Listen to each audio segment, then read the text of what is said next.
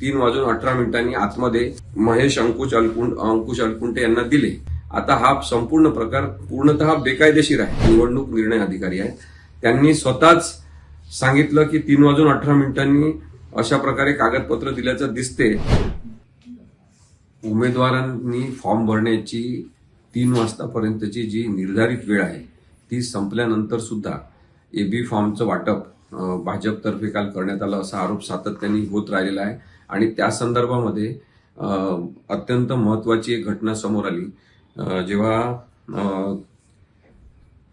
महेश अंकुश अलकुंटे नावाचे भाजपचे जे उमेदवार आहेत त्यांना 3:18 बाहेरच्या काही लोकांनी एक डॉक्युमेंट असलेलं फाईल इलेक्शन ऑफिसरच्या प्रिमायसेसमध्ये खिडकीतून त्यांना सप्लाय केलं। आता या संदर्भात तक्रार करण्यात आली।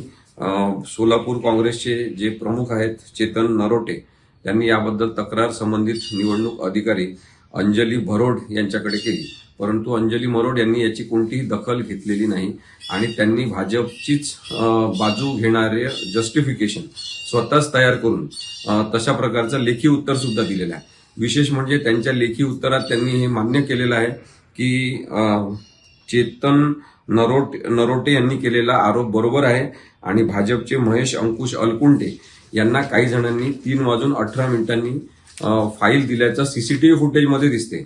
3 वाजता दारं बंद झाले पाहिजे आणि 3 वाजतानंतर कोणालाही आतमध्ये प्रवेश नसला पाहिजे।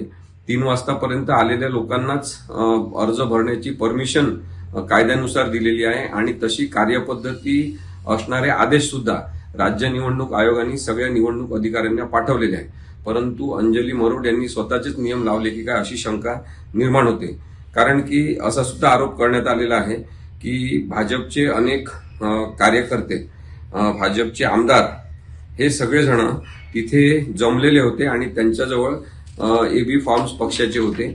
त्यांनी एबी फॉर्म 3:18 आतमध्ये महेश अंकुश अलकुंटे यांना दिले।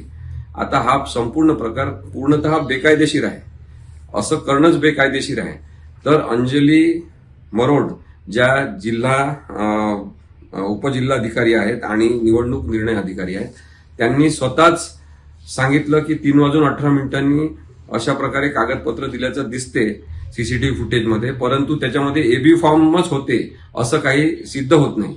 आता त्याच्यामध्ये कोणते कागदपत्र असतील किंवा नसतील, एबी फॉर्म असेल किंवा नसेल, त्याच्या संदर्भात जर अंजली मरोड या निश्चित काही निर्णय घेऊ शकत नाही तर याचा अर्थ त्याच्यामध्ये एबी फॉर्म सुद्धा असू शकतात, हा सुद्धा एक वेगळा अर्थ त्यांनी लक्षात घेतला पाहिजे। त्यामुळे 3:18 जर काही कागदपत्र दिले असतील तर कागदपत्र तशा पद्धतीने आतमधल्या उमेदवाराला देणं हाच मुळात चुकीचा प्रकार आहे, बेकायदेशीर प्रकार आहे। त्याच्यामध्ये कोणते कागदपत्र होते, एबी फॉर्म होते का, हा मुद्दाच नाही आहे। 3 वाजतानंतर कोणत्याही प्रकारचे बाहेरचे कागदपत्र जर देण्यात आले असतील तर महेश अंकुश अलकुंटे यांची उमेदवारी तिथल्या तिथे रद्द समजण्यात येऊ शकते। त्यांचा फॉर्म हा रद्द करण्यात येईल आणि त्यांना निवडणूक लढवण्यासाठी अपात्र समजण्यात येईल, असं खरं तर निर्णय घेण्याची गरज असताना अंजली मरोड यांनी भाजपला पूरक अशा प्रकारचा निर्णय स्वतः घेतला, तसं जस्टिफिकेशन स्वतः तयार केलं आणि कायदा जणू त्यांचाच आहे आणि त्याच म्हणतील तशाप्रमाणे कायदा असू शकतो असा एक आविर्भाव त्यांनी जो दाखवलेला आहे तो सुद्धा बेकायदेशीर आहे। त्यामुळे चेतन नरोटे यांच्यातर्फे आम्ही आज कायदेशीर नोटीस पाठवलेली आहे।